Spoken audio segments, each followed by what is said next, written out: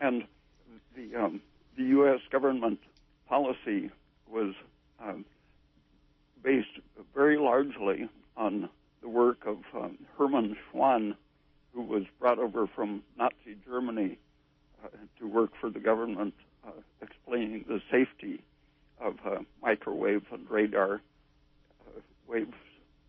And he knew that the brain could be cooked by overexposure, and that technicians sometimes would heat up their hot dogs by putting them in the radar, in front of the radar antenna. Uh-huh.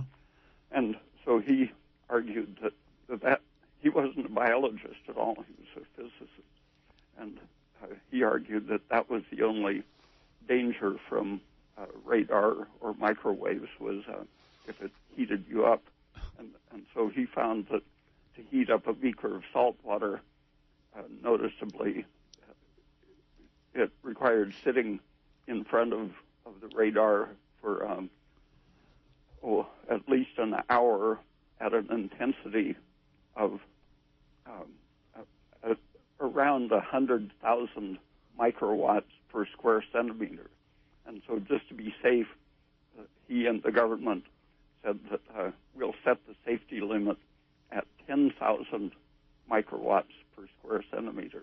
Okay. But meanwhile, or earlier, the Soviets had been having technicians get sick working around radar, and so they did experiments to find out what the safe level was, and they determined that only 10 microwatts should be allowed for technicians, and only 1 microwatt per square centimeter for the general public exposure. Well, that's a big difference from 10,000 from the beaker water experiment.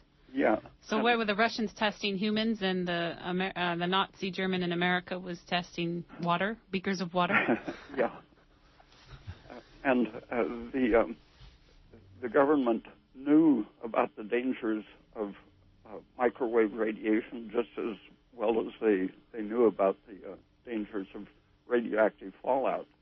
But over the decades, they would fire employees who exposed the dangers of microwaves. Right. And so until just about 20 years ago, that same 10,000 microwatt standard was recognized, and now it's down, I think, to about 1,000 microwatts.